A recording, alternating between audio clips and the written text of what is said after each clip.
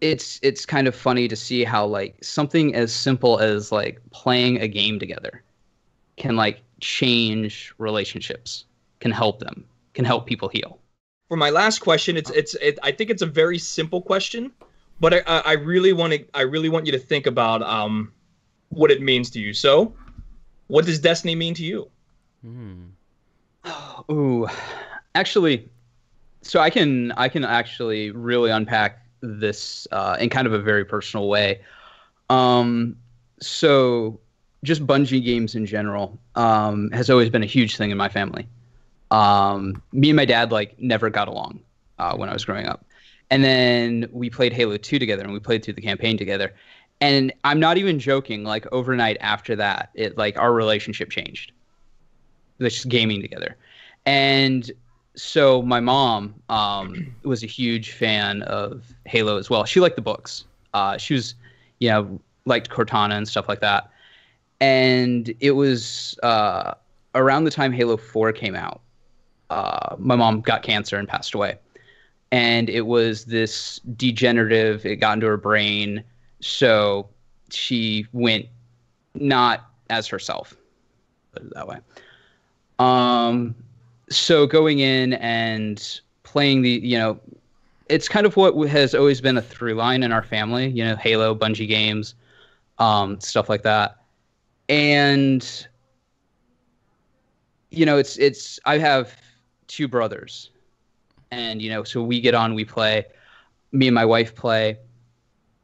And in fact, after my mother passed away, because her and my mom were really close, um, me and my wife had problems with our relationship because I was burying myself in my work and she was burying herself in her work, and we weren't dealing with it properly. Hmm. Okay. And it almost ended our relationship.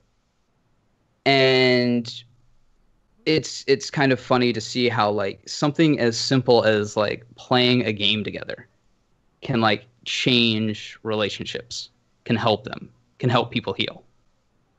You know? And so it is definitely like as much as like hate and vitriol as people think I spew, it does come from a place of wanting to see this continue, to see this live on because Hmm. it is so personal to me, you know. And so, that is kind of, always been a through line for me and my family. And it's what me and my friends rally around. It's like I mean, it's kind of a weird thing to say, but there's a reason I identify so instinctively with a Titan. I've never had that in any other game, you know. And then my best friend, Faison, he's was a huge Sunsinger Warlock. Like that was his thing.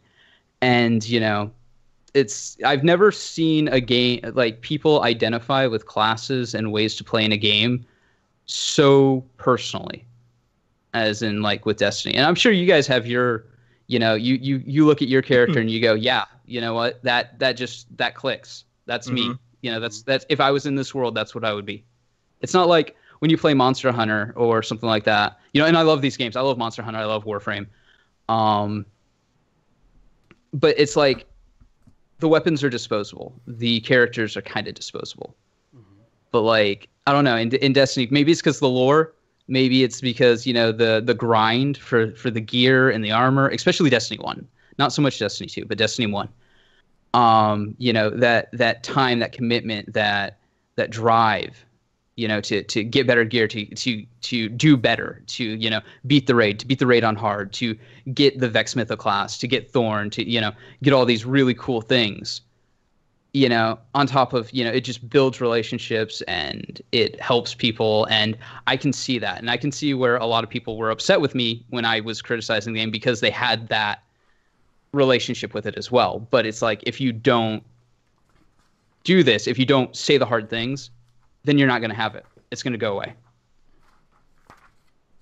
Yeah, that got real. No, for me, it completely clears any fog that I had, and now I completely Hmm. understand where you come from, with the videos that you make, and I challenge anybody in this community to go watch your videos and not be able to see that raw emotion and how passionate you are about this. Yeah.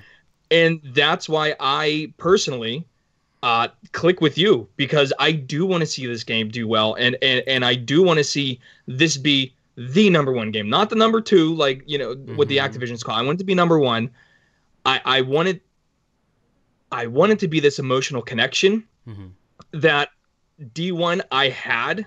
Like, I would defend D1 all day long. I would fight people over D1. Yeah. And D2, it's kind of like, it's there. It's just there. And I know it could be so much more. I know it can be so much more. And the framework and everything that they have to build with, it's there. It's just, why don't, you know, I just want you guys, meaning Bungie, to just exploit all that. Take one character like Osiris and just completely exploit that storyline. Don't make it a 5-mission DLC. He deserves more than 5 missions. Yep. You know, and Insane 14, he deserves more than a little gun. You know, and a picture and a little story of him dying there, which, I mean, if you think about what the Vex had to do to drain his life and how long it took for that to happen, you can't just sum that up in one mission. No. Yep. In Destiny, we have the privilege of being the mute errand boy that gets to see all the cool things after the fact and occasionally kill a god.